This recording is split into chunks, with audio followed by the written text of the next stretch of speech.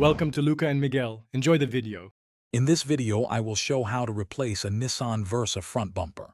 First, gather your tools, including a ratchet, various sockets, and a trim removal tool. Make sure your new bumper is ready. Park your Versa on a flat, stable surface and engage the parking brake for safety. This simple preparation ensures a smooth and efficient replacement process. Let's get started. Now, let's start detaching the old bumper. Begin by removing all the plastic clips and screws that secure the bumper to the fender liners. Next, locate and unscrew the bolts positioned under the hood and those underneath the vehicle. If your Versa has fog lights, gently disconnect their wiring harnesses. Take your time with each fastener to avoid damage. Hey everyone, if you're finding this video helpful, please hit that like button and subscribe to the channel for more useful guides.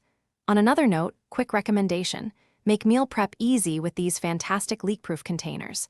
They're super handy for keeping your garage snacks organized too. Check the description for the link and other great deals. Now, let's get back to the video. With all fasteners removed, carefully pull the old bumper away from the vehicle. It should release from any remaining clips with a gentle tug.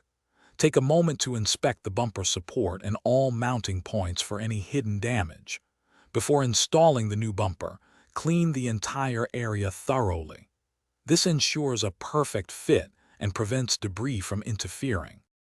Now for the exciting part: installing your new bumper. Carefully align the new bumper with all the mounting points on your Versa and gently push it into place until it clicks. If you disconnected fog lights, reconnect their wiring harnesses now.